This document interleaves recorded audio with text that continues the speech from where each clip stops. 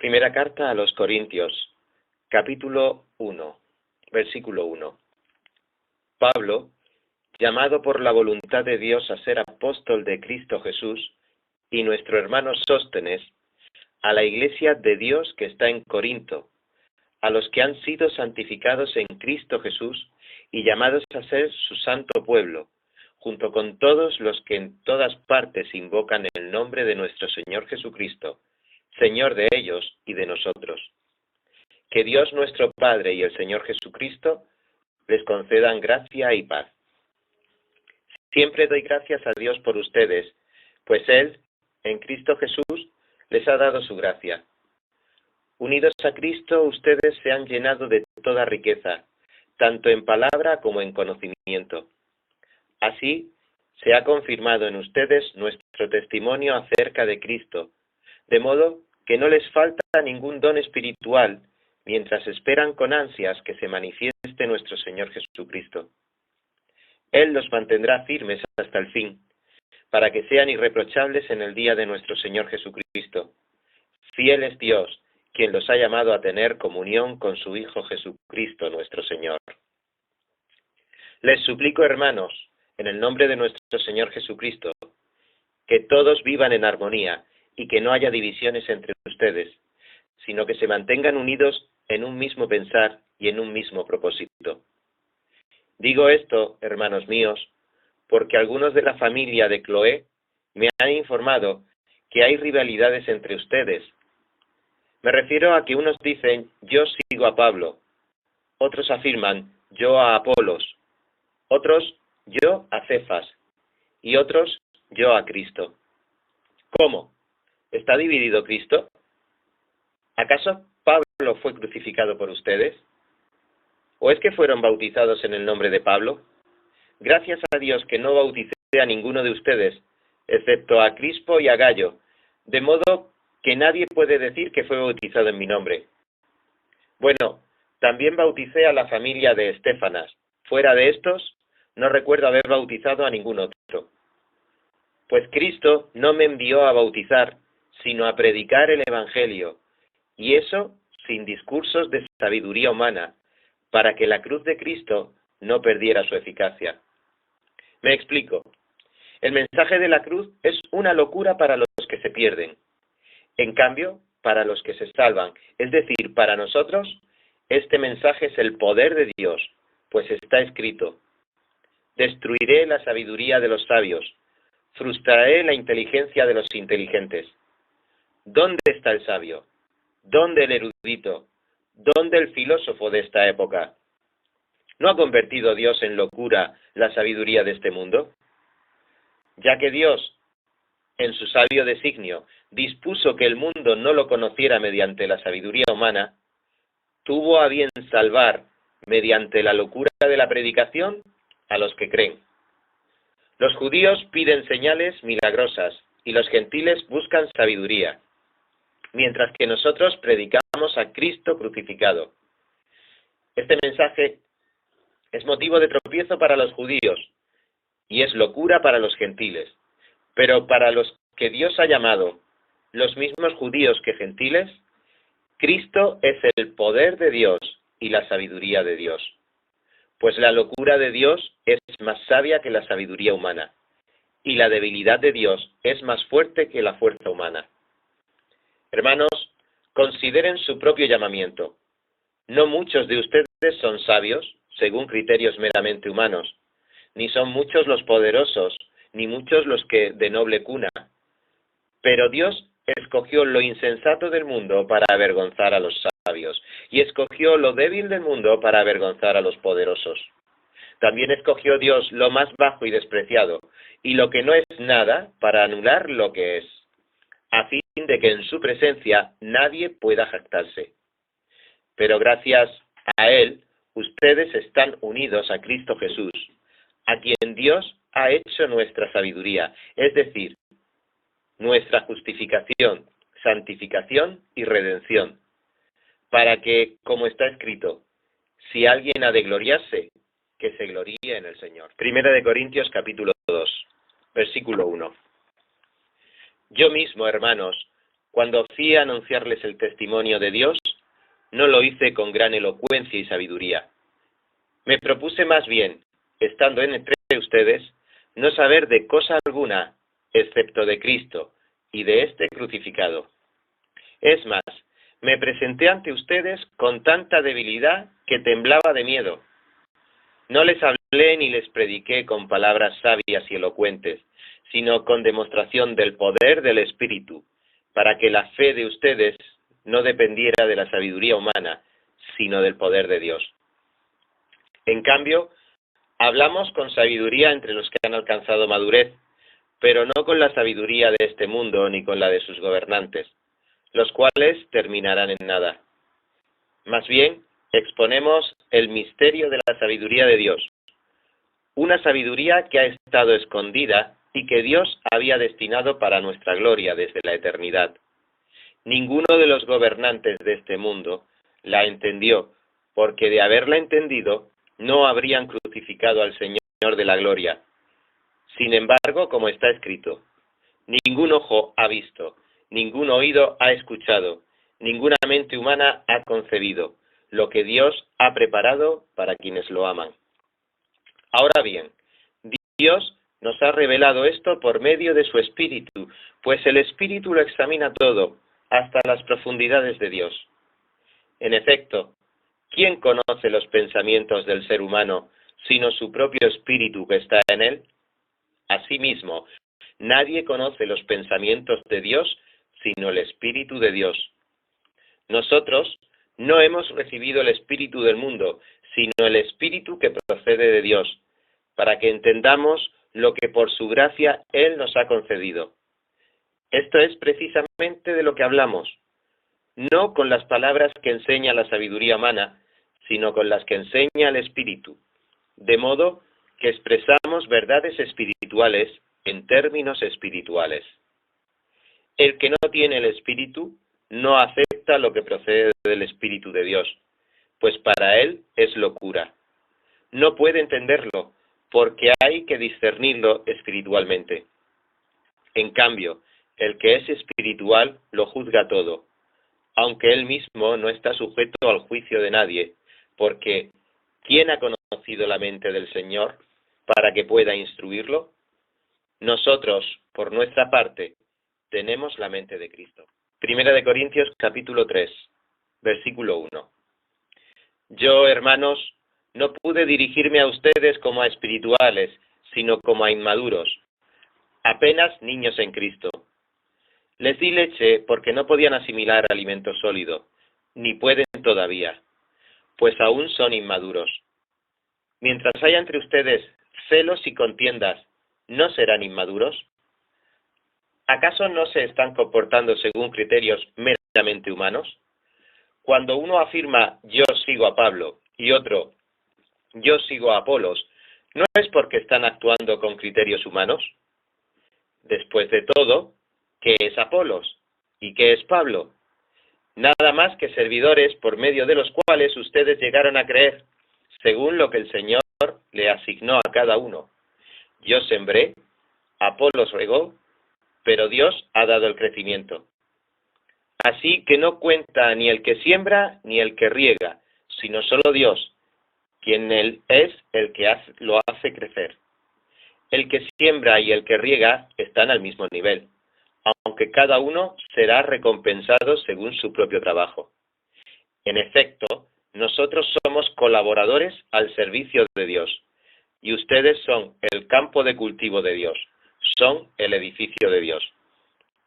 Según la gracia que Dios me ha dado, yo, como maestro constructor, eché los cimientos, y otro construye sobre ellos. Pero cada uno tenga cuidado de cómo construye, porque nadie puede poner un fundamento diferente del que ya está puesto, que es Jesucristo. Si alguien construye sobre este fundamento, ya sea con oro, plata y piedras preciosas, o con madera, heno y paja, su obra se mostrará tal cual es, pues el día del juicio la dejará al descubierto. El fuego la dará a conocer y pondrá a prueba la calidad del trabajo de cada uno. Si lo que alguien ha construido permanece, recibirá su recompensa. Pero si su obra es consumida por las llamas, él sufrirá pérdida. Será salvo, pero como quien pasa por el fuego.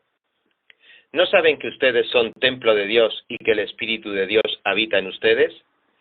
Si alguno destruye el templo de Dios, él mismo será destruido por Dios, porque el templo de Dios es sagrado, y ustedes son ese templo. Que nadie se engañe. Si alguno de ustedes se cree sabio según las normas de esta época, hágase ignorante para así llegar a ser sabio. Porque a los ojos de Dios la sabiduría de este mundo es locura, como está escrito. Él atrapa a los sabios en su propia astucia, y también dice, el Señor conoce los pensamientos de los sabios y sabe que son absurdos. Por lo tanto, que nadie base su orgullo en el hombre.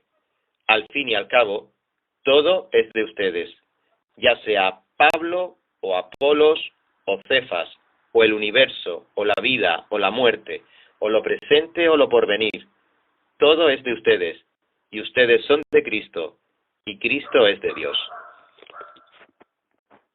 Primera de Corintios capítulo 4, versículo 1. Que todos nos consideren servidores de Cristo, encargados de administrar los misterios de Dios.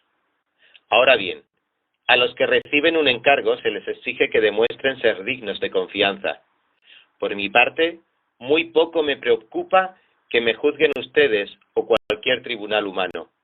Es más, ni siquiera me juzgo a mí mismo, porque aunque la conciencia no me remuerde, no por eso queda absuelto. El que me juzga es el Señor. Por lo tanto, no juzguen nada antes de tiempo. Esperen hasta que venga el Señor. Él sacará a la luz lo que está oculto en la oscuridad y pondrá al descubierto las intenciones de cada corazón. Entonces, cada uno recibirá de Dios la alabanza que le corresponda. Hermanos, todo esto lo he aplicado a Apolos y a mí mismo para beneficio de ustedes, con el fin de que aprendan de nosotros aquello de no ir más allá de lo que está escrito. Así ninguno de ustedes podrá engreírse de haber favorecido al uno en perjuicio del otro. ¿Quién te distingue de los demás? ¿Qué tienes que no hayas recibido? Y si lo recibiste, ¿por qué presumes como si no te lo hubieran dado? Ya tienen todo lo que desean, ya se han enriquecido, han llegado a ser reyes, y eso sin nosotros. Ojalá fueran de veras reyes, para que también nosotros reináramos con ustedes. Por lo que veo, a nosotros los apóstoles, Dios nos ha hecho desfilar en el último lugar, como a los sentenciados a muerte. Hemos llegado a ser un espectáculo para todo el universo, tanto para los ángeles como para los hombres. Por causa de Cristo, nosotros somos los ignorantes. Ustedes, en Cristo, son los inteligentes. Los débiles somos nosotros, los fuertes son ustedes. A ustedes se les estima, a nosotros se nos desprecia. Hasta el momento pasamos hambre, tenemos sed, nos falta ropa, se nos maltrata, no tenemos dónde vivir. Con estas manos nos matamos trabajando. Si nos maldicen, bendecimos. Si nos persiguen, los soportamos. Si nos calumnian, los tratamos con gentileza. Se nos considera la escoria de la tierra, la basura del mundo, y así hasta el día de hoy.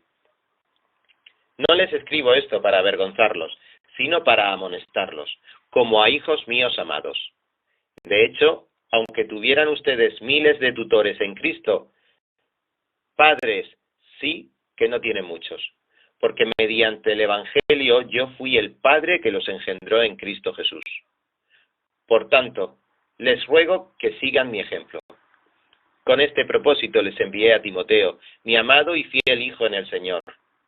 Él les recordará mi manera de comportarme en Cristo Jesús, como enseño por todas partes y en todas las iglesias.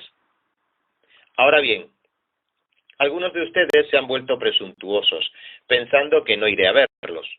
Lo cierto es que, si Dios quiere, iré a visitarlos muy pronto, y ya veremos no solo cómo hablan, sino cuánto poder tienen esos presumidos. Porque el reino de Dios no es cuestión de palabras, sino de poder. ¿Qué prefieren? ¿Que vaya a verlos con un látigo o con amor y espíritu apacible. Primera de Corintios capítulo 5, versículo 1. Es ya del dominio público que hay entre ustedes un caso de inmoralidad sexual que ni siquiera entre los paganos se tolera, a saber, que uno de ustedes tiene por mujer a la esposa de su padre. Y de esto se sienten orgullosos. ¿No debieran más bien haber lamentado lo sucedido y expulsado de entre ustedes al que hizo tal cosa? Yo, por mi parte, aunque no estoy físicamente entre ustedes, sí estoy presente en el espíritu, y ya he juzgado, y como si estuviera presente, al que cometió este pecado. Cuando se reúnan en el nombre de nuestro Señor Jesús, y con su poder yo los acompañe en espíritu. Entreguen a este hombre a Satanás, para la destrucción de su naturaleza pecaminosa, a fin de que su espíritu sea salvo en el día del Señor. Hacen mal en jactarse. ¿No se dan cuenta de que un poco de levadura hace fermentar toda la masa? Desháganse de la vieja levadura para que sean masa nueva, panes sin levadura, como lo son en realidad, porque Cristo, nuestro Cordero Pascual, ya ha sido sacrificado. Así que celebremos nuestra Pascua no con la vieja levadura, que es la malicia y la perversidad, sino con pan sin levadura, que es la sinceridad y la verdad. Por carta ya les he dicho que no se relacionen con personas inmorales. Por supuesto, no me refería a la gente inmoral de este mundo, ni a los avaros, estafadores o idólatras. En tal caso, tendrían ustedes que salirse de este mundo. Pero en esta carta quiero aclararles que no deben relacionarse con nadie que, llamándose hermano, sea inmoral o avaro, idólatra, calumniador, borracho o estafador. Con tal persona ni siquiera debe juntarse para comer. ¿Acaso me toca a mí juzgar a los de afuera? ¿No son ustedes los que deben juzgar a los de adentro? Dios juzgará a los de afuera. Expulsen al malvado de entre ustedes. Primera de Corintios capítulo 6, versículo 1. Si alguno de ustedes tiene un pleito con otro, ¿cómo se atreve a presentar demanda ante los inconversos en vez de acudir a los creyentes? ¿Acaso no saben que los creyentes juzgarán al mundo? Y si ustedes han de juzgar al mundo, ¿cómo no van a ser capaces de juzgar casos insignificantes? ¿No saben que aún a los ángeles los juzgaremos? ¿Cuánto más los asuntos de esta vida? Por tanto, si tienen pleitos sobre tales asuntos, ¿cómo es que nombran como jueces a los que no cuentan para nada ante la Iglesia? Digo esto para que les dé vergüenza. ¿Acaso no hay entre ustedes nadie lo bastante sabio como para juzgar un pleito entre creyentes? Al contrario, un hermano demanda a otro, y esto ante los incrédulos. En realidad, ya es una grave falla el solo hecho de que haya pleitos entre ustedes. ¿No sería mejor soportar la injusticia? ¿No sería mejor dejar que los defrauden? Lejos de eso, son ustedes los que defraudan y cometen injusticias, y conste que se trata de sus hermanos. ¿No saben que los malvados no heredarán el reino de Dios? No se dejen engañar, ni los fornicarios, ni los idólatras, ni los adúlteros, ni los sodomitas, ni los pervertidos sexuales, ni los ladrones, ni los avaros, ni los borrachos, ni los calumniadores, ni los estafadores heredarán el reino de Dios. Y eso eran algunos de ustedes, pero ya han sido lavados, ya han sido santificados, ya han sido justificados en el nombre del Señor Jesucristo y por el Espíritu de nuestro Dios. Todo me está permitido, pero no todo es para mi bien. Todo me está permitido, pero no dejaré que nada me domine. Los alimentos son para el estómago y el estómago para los alimentos. Así es, y Dios los destruirá a ambos. Pero el cuerpo no es para la inmoralidad sexual, sino para el Señor, y el Señor para el cuerpo. Con su poder, Dios resucitó al Señor, y nos resucitará también a nosotros. ¿No saben que sus cuerpos son miembros de Cristo mismo? ¿Tomaré acaso los miembros de Cristo para unirlos a una prostituta? Jamás. ¿No saben que el que se une a una prostituta se hace un solo cuerpo con ella? Pues la Escritura dice, los dos llegarán a ser un solo cuerpo, pero el que se une al Señor se hace uno con Él en espíritu. Huyan de la inmoralidad sexual. Todos los demás pecados que una persona comete quedan fuera de su cuerpo, pero el que comete inmoralidades sexuales peca contra su propio cuerpo. ¿Acaso no saben que su cuerpo es el templo del Espíritu Santo, quien está en ustedes y al que han recibido de parte de Dios? Ustedes no son sus propios dueños, fueron comprados por un precio. Por tanto, honren con su cuerpo a Dios.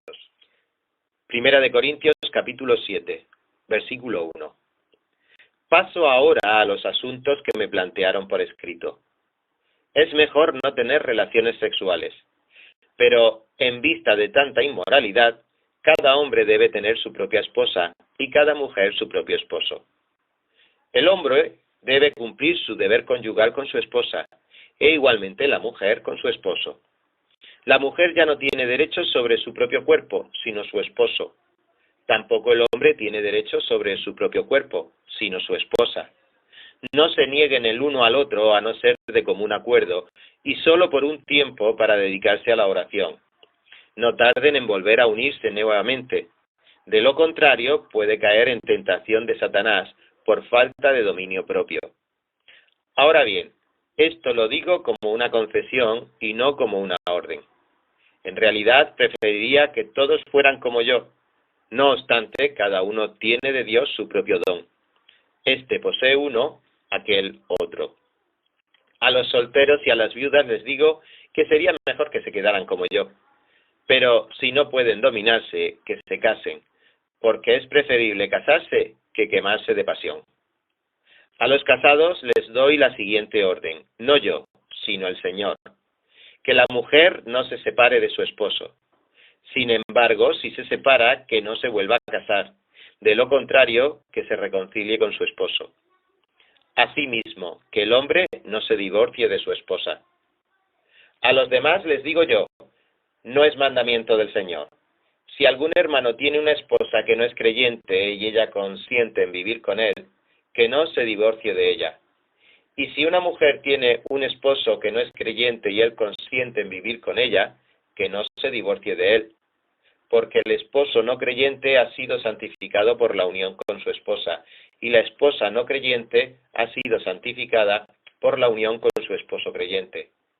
Si así no fuera, sus hijos serían impuros, mientras que, de hecho, son santos. Sin embargo, si el cónyuge no creyente decide separarse, no se lo impidan. En tales circunstancias, el cónyuge creyente queda sin obligación. Dios nos ha llamado a vivir en paz. ¿Cómo sabes tú, mujer, si acaso salvarás a tu esposo? ¿O cómo sabes tú, hombre, si acaso salvarás a tu esposa? En cualquier caso, cada uno debe vivir conforme a la condición que el Señor le asignó y a la cual Dios lo ha llamado. Esta es la norma que establezco en todas las iglesias. ¿Fue llamado alguno estando ya circuncidado? Que no disimule su condición. ¿Fue llamado alguno sin estar circuncidado? Que no se circuncide. Para nada cuenta estar o no estar circuncidado. Lo que importa es cumplir los mandatos de Dios. Que cada uno permanezca en la condición en que estaba cuando Dios lo llamó. ¿Eras esclavo cuando fuiste llamado? No te preocupes, aunque si tienes la oportunidad de conseguir tu libertad, aprovéchala. Porque el que era esclavo cuando el Señor lo llamó, es un liberto del Señor. Del mismo modo, el que era libre cuando fue llamado, es un esclavo de Cristo. Ustedes fueron comprados por un precio, no se vuelvan esclavos de nadie. Hermanos, cada uno permanezca ante Dios en la condición en que estaba cuando Dios lo llamó. En cuanto a las personas solteras, no tengo ningún mandato del Señor, pero doy mi opinión como quien, por la misericordia del Señor, es digno de confianza. Pienso que, a causa de la crisis actual, es bueno que cada persona se quede como está. ¿Estás casado? No procures divorciarte. ¿Estás soltero? No busques esposa. Pero si te casas, no pecas. Y si una joven se casa, tampoco comete pecado. Sin embargo, los que se casan tendrán que pasar por muchos aprietos, y yo quiero evitárselos. Lo que quiero decir, hermanos, es que nos queda poco tiempo. De aquí en adelante, los que tienen esposa deben vivir como si no la tuvieran. los que lloran como si no lloraran, los que se alegran como si no se alegraran, los que compran algo como si no lo poseyeran, los que disfrutan de las cosas de este mundo como si no disfrutaran de ellas, porque este mundo, en su forma actual, está por desaparecer. Yo preferiría que estuvieran libres de preocupaciones. El soltero se preocupa de las cosas del Señor y de cómo agradarlo, pero el casado se preocupa de las cosas de este mundo y de cómo agradar a su esposa. Sus intereses están divididos. La mujer no casada, lo mismo que la joven soltera, se preocupa de las cosas del Señor, se afana por consagrarse al Señor tanto en cuerpo como en espíritu. Pero la casada se preocupa de las cosas de este mundo y de cómo agradar a su esposo. Les digo esto en su propio bien, no para ponerles restricciones, sino para que vivan con decoro y plenamente dedicados al Señor. Si alguno piensa que no está tratando a su prometida como es debido, y ella ha llegado ya a su madurez, por lo cual él se siente obligado a casarse, que lo haga. Con eso no peca, que se casen. Pero el que se mantiene firme en su propósito y no está dominado por sus impulsos, sino que domina su propia voluntad, y ha resuelto no casarse con su prometida, también hace bien. De modo que el que se casa con su prometida hace bien, pero el que no se casa hace mejor. La mujer está ligada a su esposo mientras él vive, pero si el esposo muere, ella queda libre para casarse con quien quiera, con tal que sea en el Señor. En mi opinión, ella será más feliz si no se casa, y creo que yo también tengo el Espíritu de Dios. Primera de Corintios, capítulo 8, versículo 1. En cuanto a lo sacrificado a los ídolos, es cierto que todos tenemos conocimiento. El conocimiento envanece mientras que el amor edifica. El que cree que sabe algo todavía no sabe cómo debiera saber, pero el que ama a Dios es conocido por él. De modo que, en cuanto a comer lo sacrificado a los ídolos, sabemos que un ídolo no es absolutamente nada, y que hay un solo Dios. Pues, aunque haya los así llamados dioses, ya sea en el cielo o en la tierra, y por cierto que hay muchos dioses y muchos señores, para nosotros no hay más que un solo Dios, el Padre, de quien todo procede y para el cual vivimos. Y no hay más que un solo Señor, es decir, Jesucristo, por quien todo existe y por medio del cual vivimos. Pero no todos tienen conocimiento de esto. Algunos siguen tan acostumbrados a los ídolos que, cuando comen carne a sabiendas de que ha sido sacrificada a un ídolo, su conciencia se contamina por ser débil. Pero lo que comemos no nos acerca a Dios. No somos mejores por comer, ni peores por no comer. Sin embargo, tengan cuidado de que su libertad no se convierta en motivo de tropiezo para los débiles. Porque si alguien de conciencia débil te ve a ti que tienes este conocimiento comer en el templo de un ídolo, ¿no se sentirá animado a comer lo que ha sido sacrificado a los ídolos? Entonces ese hermano débil, por quien Cristo murió, se perderá a causa de tu conocimiento. Al pecar así contra los hermanos, hiriendo su débil conciencia, pecan ustedes contra Cristo. Por lo tanto, si mi comida ocasiona la caída de mi hermano, no comeré carne jamás, para no hacerlo caer en pecado. Primera de Corintios, capítulo 9, versículo 1. ¿No soy libre? ¿No soy apóstol? ¿No he visto a Jesús nuestro Señor? ¿No son ustedes el fruto de mi trabajo en el Señor? Aunque otros no me reconozcan como apóstol, para ustedes sí lo soy, porque ustedes mismos son el sello de mi apostolado en el Señor. Esta es mi defensa contra los que me critican. ¿Acaso no tenemos derecho a comer y a beber? ¿No tenemos derecho a viajar acompañados por una esposa creyente, como hacen los demás apóstoles, y Cefas y los hermanos del Señor? ¿O es que solo Bernabé y yo estamos obligados a ganarnos la vida con otros trabajos? ¿Qué soldado presta servicio militar pagándose sus propios gastos? ¿Qué agricultor planta un viñedo y no come de sus uvas? ¿Qué pastor cuida un rebaño y no toma de la leche que ordeña? No piensen que digo esto solamente desde un punto de vista humano. ¿No lo dice también la ley? Porque en la ley de Moisés está escrito: no le pongas bozal al buey mientras esté trillando. ¿Acaso se preocupa Dios por los bueyes? ¿O lo hace más bien por nosotros? Por supuesto que lo dice por nosotros, porque cuando el labrador ara y el segador trilla, deben hacerlo con la esperanza de participar de la cosecha. Si hemos sembrado semilla espiritual entre ustedes, ¿será mucho pedir que cosechemos de ustedes lo material? Si otros tienen derecho a este sustento de parte de ustedes, ¿no lo tenemos aún más nosotros? Sin embargo, no ejercimos este derecho, sino que lo soportamos todo con tal de no crear obstáculo al Evangelio de Cristo. ¿No saben que los que sirven en el templo reciben su alimento del templo y que los que atienden el altar participan de lo que se ofrece en el altar? Así también el Señor ha ordenado que quienes predican el Evangelio vivan de este ministerio. Pero no me he aprovechado de ninguno de estos derechos, ni escribo de esta manera porque quiera reclamarlos.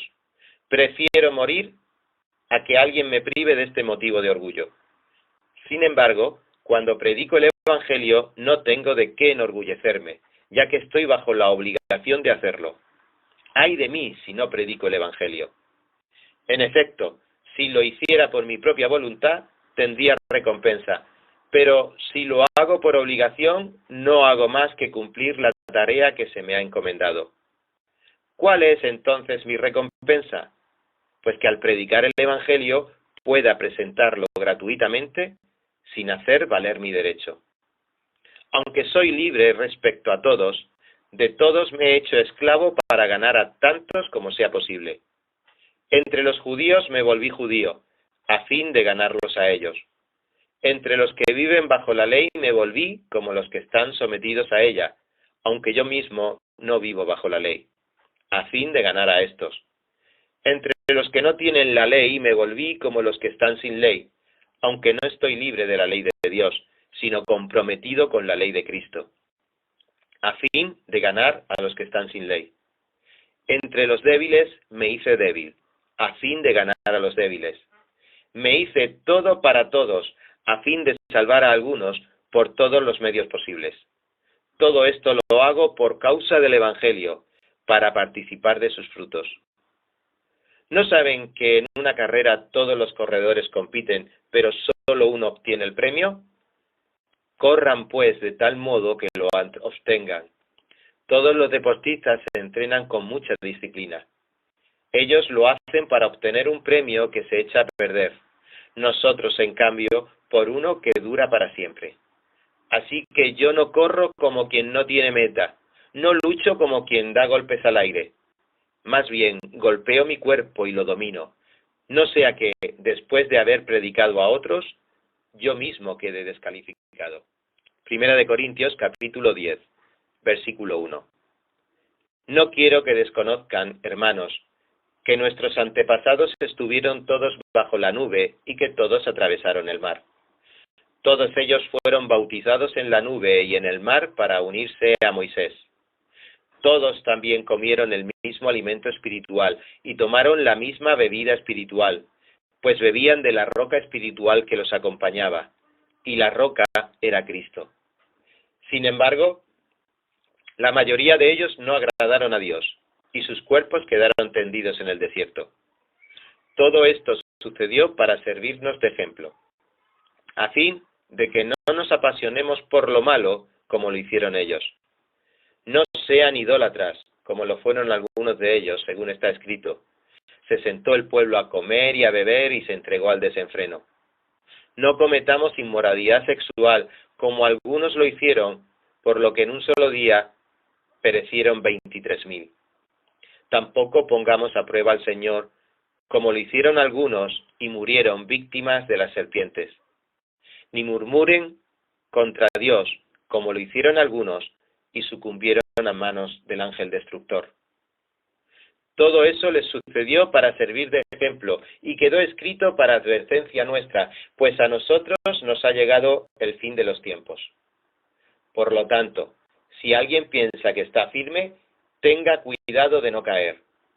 Ustedes no han sufrido ninguna tentación que no sea común al género humano, pero Dios es fiel y no permitirá que ustedes sean tentados más allá de lo que puedan aguantar.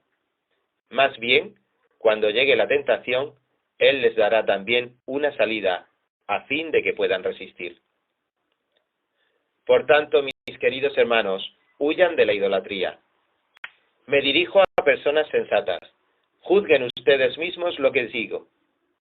Esa copa de bendición por la cual damos gracias, ¿no significa que entramos en comunión con la sangre de Cristo? Ese pan que partimos, ¿no significa que entramos en comunión con el cuerpo de Cristo? Hay un solo pan del cual todos participamos. Por eso, aunque somos muchos, formamos un solo cuerpo. Consideren al pueblo de Israel como tal. ¿No entran en comunión con el altar los que comen de lo sacrificado? ¿Qué quiero decir con esta comparación? ¿Que el sacrificio de los que los gentiles ofrecen a los ídolos sea algo, o que el ídolo mismo sea algo? No, sino que cuando ellos ofrecen sacrificios, lo hacen para los demonios, no para Dios. Y no quiero que ustedes entren en comunión con los demonios. No pueden beber de la copa del Señor y también de la copa de los demonios. No pueden participar de la mesa del Señor y también de la mesa de los demonios. ¿O vamos a provocar a celos al Señor? ¿Somos acaso más fuertes que Él? Todo está permitido, pero no todo es provechoso. Todo está permitido, pero no todo es constructivo. Que nadie busque sus propios intereses, sino los del prójimo. Coman de todo lo que se vende en la carnicería sin preguntar nada por motivos de conciencia, porque del Señor es la tierra y todo cuanto hay en ella. Si algún incrédulo los invita a comer, y ustedes aceptan la invitación, coman de todo lo que les sirvan sin preguntar nada por motivos de conciencia. Ahora bien, si alguien les dice, esto ha sido ofrecido en sacrificio a los ídolos, entonces no lo coman por consideración al que se lo mencionó, y por motivos de conciencia. Me refiero a la conciencia del otro, no a la de ustedes. ¿Por qué se ha de juzgar mi libertad de acuerdo con la conciencia ajena? Si con gratitud participo de la comida, ¿me van a condenar por comer algo por lo cual doy gracias a Dios? En conclusión, ya sean que coman o beban, o hagan cualquier otra cosa, háganlo todo para la gloria de Dios. No hagan tropezar a nadie, ni a judíos, ni a gentiles, ni a la iglesia de Dios. Hagan como yo, que procuro agradar a todos en todo. No busco mis propios intereses, sino los de los demás, para que sean salvos. Primera de Corintios, capítulo 11, versículo 1. Imítenme a mí, como yo imito a Cristo. Los elogio porque se acuerdan de mí en todo y retienen las enseñanzas, tal como se las transmití. Ahora bien, quiero que entiendan que Cristo es cabeza de todo hombre, mientras que el hombre es cabeza de la mujer, y Dios es cabeza de Cristo. Todo hombre que ora o profetiza con la cabeza cubierta, deshonra al que es su cabeza. En cambio, toda mujer que ora o profetiza con la cabeza descubierta, deshonra al que es su cabeza. Es como si estuviera rasurada. Si la mujer no se cubre la cabeza, que se corte también el cabello. Pero si es vergonzoso para la mujer tener el pelo corto o la cabeza rasurada, que se la cubra. El hombre no debe cubrirse la cabeza, ya que él es imagen y gloria de Dios, mientras que la mujer es gloria del hombre. De hecho, el hombre no procede de la mujer, sino la mujer del hombre. Ni tampoco fue creado el hombre a causa de la mujer, sino la mujer a causa del hombre. Por esta razón y a causa de los ángeles, la mujer tiene autoridad sobre su cabeza. Sin embargo, en el Señor, ni la mujer existe aparte del hombre, ni el hombre aparte de la mujer, porque así como la mujer procede del hombre, también el hombre nace de la mujer, pero todo proviene de Dios. Juzguen ustedes mismos. ¿Es apropiado que la mujer ore a Dios sin cubrirse la cabeza? ¿No les enseña el mismo orden natural de las cosas que es una vergüenza para el hombre dejarse crecer el cabello? Mientras que es una gloria para la mujer llevar el cabello largo. es que a ella se le ha dado su cabellera como velo. Si alguien insiste en discutir este asunto, tenga en cuenta que nosotros no tenemos otra costumbre, ni tampoco las iglesias de Dios. Al darles las siguientes instrucciones, no puedo elogiarlos, ya que sus reuniones traen más perjuicio que beneficio. En primer lugar, oigo decir que cuando se reúnen como iglesia hay divisiones entre ustedes, y hasta cierto punto lo creo. Sin duda, tiene que haber grupos sectarios entre ustedes para que se demuestre quiénes cuentan con la aprobación de Dios. De hecho, cuando se reúnen, ya no es para comer la cena del Señor, porque cada uno se adelanta a comer su propia cena, de manera que unos se quedan con hambre mientras otros se emborrachan. ¿Acaso no tienen casas donde comer y beber? ¿O es que menosprecian a la iglesia de Dios y quieren avergonzar a los que no tienen nada? ¿Qué les diré? ¿Voy a elogiarlos por esto? Claro que no. Yo recibí del Señor lo mismo que les transmití a ustedes, que el Señor Jesús, la noche en que fue traicionado, tomó pan, y después de dar gracias, lo partió y dijo: Este es mi cuerpo, que por ustedes entrego. Hagan esto en memoria de mí. De la misma manera, después de cenar, tomó la copa y dijo: Esta copa es el nuevo pacto en mi sangre. Hagan esto cada vez que beban de ella en memoria de mí. Porque cada vez que comen de este pan y beben de esta copa, proclaman la muerte del Señor hasta que Él venga. Por lo tanto, cualquiera que coma el pan o beba de la copa del Señor de manera indigna, será culpable de pecar contra el cuerpo y la sangre del Señor. Así que cada uno debe examinarse a sí mismo antes de comer el pan y beber de la copa. Porque el que come y bebe sin discernir el cuerpo, come y bebe su propia condena. Por eso hay entre ustedes muchos débiles y enfermos, e incluso varios han muerto. Si nos examináramos a nosotros mismos, no se nos juzgaría. Pero si nos juzga el Señor, nos disciplina para que no seamos condenados por el mundo. Así que, hermanos míos, cuando se reúnan para comer, espérense unos a otros. Si alguno tiene hambre, que coma en su casa, para que las reuniones de ustedes no resulten dignas de condenación. Los demás asuntos los arreglaré cuando los visite. Primera de Corintios, capítulo 12, versículo 1. En cuanto a los dones espirituales, hermanos, quiero que entiendan bien este asunto. Ustedes saben que cuando eran paganos se dejaban arrastrar hacia los ídolos mudos. Por eso les advierto que nadie que esté hablando por el Espíritu de Dios puede maldecir a Jesús. Ni nadie puede decir Jesús es el Señor, sino por el Espíritu Santo. Ahora bien, hay diversos dones, pero un mismo Espíritu. Hay diversas maneras de servir, pero un mismo Señor. Hay diversas funciones, pero es un mismo Dios, el que hace todas las cosas en todos. A cada uno se le da una manifestación especial del Espíritu para el bien de los demás. A unos Dios les da por el Espíritu palabra de sabiduría, a otros por el mismo Espíritu palabra de conocimiento, a otros fe por medio del mismo Espíritu, a otros y por ese mismo Espíritu dones para sanar enfermos, a otros poderes milagrosos, a otros profecía, a otros el discernir espíritus, a otros el hablar en diversas lenguas, y a otros el interpretar lenguas. Todo esto lo hace un mismo y único Espíritu, quien reparte a cada uno según Él lo determina. De hecho, aunque el cuerpo es uno solo, tiene muchos miembros, y todos los miembros, no obstante de ser muchos, forman un solo cuerpo. Así sucede con Cristo. Todos fuimos bautizados por un solo Espíritu para constituir un solo cuerpo. Ya seamos judíos o gentiles, esclavos o libres, y a todos se nos dio a beber de un mismo Espíritu. Ahora bien, el cuerpo no consta de un solo miembro, sino de muchos. Si el pie dijera, como no soy mano, no soy del cuerpo, no por eso dejaría de ser parte del cuerpo.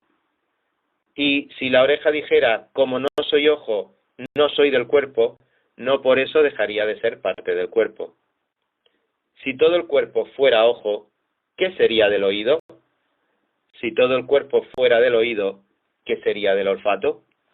En realidad, Dios colocó cada miembro del cuerpo como mejor le pareció. Si todos ellos fueran un solo miembro, ¿qué sería del cuerpo? Lo cierto es que hay muchos miembros, pero el cuerpo es uno solo. El ojo no puede decirle a la mano, no te necesito, ni puede la cabeza decirle a los pies, no los necesito. Al contrario, los miembros del cuerpo que parecen más débiles son indispensables. Y a todos los que no parecen menos honrosos, los tratamos con honra especial. Y se les trata con especial modestia a los miembros que nos parecen menos presentables. Mientras que los más presentables no requieren trato especial. Así Dios ha dispuesto los miembros de nuestro cuerpo, dando mayor honra a los que menos tenían, a fin de que no haya división en el cuerpo, sino que sus miembros se preocupen por igual, unos por otros. Si uno de los miembros sufre, los demás comparten su sufrimiento. Si uno de ellos recibe honor, los demás se alegran con él. Ahora bien, ustedes son el cuerpo de Cristo y cada uno es miembro de ese cuerpo. En la Iglesia Dios ha puesto en primer lugar apóstoles, en segundo lugar profetas, en tercer lugar maestros, luego los que hacen milagros, después los que tienen dones para sanar enfermos, los que ayudan a otros, los que administran y los que hablan en diversas lenguas. ¿Son todos apóstoles? ¿Son todos profetas? ¿Son todos maestros? ¿Hacen todos milagros? ¿Tienen todos dones para sanar enfermos? ¿Hablan todos en lenguas? ¿Acaso no interpretan todos? Ustedes, por su parte, ambicionen los mejores dones. Ahora les voy a mostrar un camino más excelente. Primera de Corintios, capítulo 13, versículo 1. Si hablo en lenguas humanas y angelicales, pero no tengo amor, no soy más que un metal que resuena o un platillo que hace ruido. Si tengo el don de profecía y entiendo todos los misterios y poseo todo conocimiento, y si tengo una fe que logra trasladar montañas, pero me falta el amor, no soy nada. Si reparto entre los pobres todo lo que poseo, y si entrego mi cuerpo para que lo consuman las llamas, pero no tengo amor, nada gano con eso. El amor es paciente, es bondadoso. El amor no es envidioso, ni jactancioso, ni orgulloso. No se comporta con dureza, no es egoísta, no se enoja fácilmente, no guarda rencor. El amor no se deleita en la maldad, sino que se regocija con la verdad. Todo lo disculpa, todo lo cree, todo lo espera, todo lo soporta. El amor jamás se extingue. Mientras que el don de profecía cesará, el de lengua será silenciado y el de conocimiento desaparecerá. Porque conocemos y profetizamos de manera imperfecta, pero cuando llegue lo perfecto, lo imperfecto desaparecerá. Cuando yo era niño, hablaba como niño, pensaba como niño, razonaba como niño. Cuando llegué a ser adulto, dejé atrás las cosas de niño. Ahora vemos de manera indirecta y velada, como en un espejo, pero entonces veremos cara a cara. Ahora conozco de manera imperfecta, pero entonces conoceré tal y como soy conocido. Ahora pues permanecen estas tres virtudes, la fe, la esperanza y el amor, pero la más excelente de ellas es el amor. Primera de Corintios, capítulo 14, versículo 1. Empeñense en seguir el amor y ambicionen los dones espirituales, sobre todo el de profecía. Porque el que habla en lenguas no habla a los demás, sino a Dios. En realidad, nadie le entiende lo que dice, pues habla misterios por el Espíritu. En cambio, el que profetiza habla a los demás para edificarlos, animarlos y consolarlos. El que habla en lenguas se edifica a sí mismo. En cambio, el que profetiza edifica a la Iglesia. Yo quisiera que todos ustedes hablaran en lenguas, pero mucho más que profetizaran. El que profetiza aventaja al que habla en lenguas, a menos que éste también interprete, para que la Iglesia reciba edificación. Hermanos, si ahora fuera a visitarlos y les hablara en lenguas, ¿de qué les serviría a menos que les presentara alguna revelación, conocimiento, profecía o enseñanza? Aún en el caso de los instrumentos musicales, tales como la flauta o el arpa, ¿cómo se reconocerá a los que tocan si no dan distintamente sus sonidos? Y si la trompeta no da un toque claro, ¿quién se va a preparar para la batalla? Así sucede con ustedes. A menos que su lengua pronuncie palabras comprensibles, ¿cómo se sabrá lo que dicen? Será como si hablaran al aire. ¿Quién sabe cuántos idiomas hay en el mundo y ninguno carece de sentido? Pero si no capto el sentido de lo que alguien dice, seré como un extranjero para el que habla, y él lo será para mí. Por eso ustedes, ya que tanto ambicionan dones espirituales, procuren que estos abunden para la edificación de la Iglesia. Por esta razón, el que habla en lenguas pida en oración el don de interpretar lo que diga. Porque si yo oro en lenguas, mi espíritu ora, pero mi entendimiento no se beneficia de nada. ¿Qué debo hacer entonces? Pues orar con el espíritu, pero también con el entendimiento.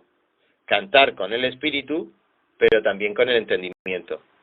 De otra manera, si alabas a Dios con el espíritu, ¿cómo puede quien es instruido decir amén a tu acción de gracias, puesto que no entiende lo que dices? En ese caso, tu acción de gracias es admirable, pero no edifica al otro. Doy gracias a Dios porque hablo en lenguas más que todos ustedes. Sin embargo, en la Iglesia prefiero emplear 5 palabras comprensibles y que me sirvan para instruir a los demás que 10.000 palabras en lenguas. Hermanos, no sean niños en su modo de pensar. Sean niños en cuanto a la malicia, pero adultos en su modo de pensar. En la ley está escrito: por medio de gente de lengua extraña y por boca de extranjeros hablaré a este pueblo. Pero ni aun así me escucharán, dice el Señor. De modo que el hablar en lenguas es una señal no para los creyentes, sino para los incrédulos. En cambio, la profecía no es señal para los incrédulos, sino para los creyentes. Así que, si toda la Iglesia se reúne y todos hablan en lenguas, y entran algunos que no entienden o no creen, ¿no dirán que están ustedes locos? Pero si uno que no cree o uno que no entiende entra cuando todos están profetizando, se sentirá reprendido y juzgado por todos, y los secretos de su corazón quedarán al descubierto. Así que se postrará ante Dios y lo adorará exclamando: realmente Dios está entre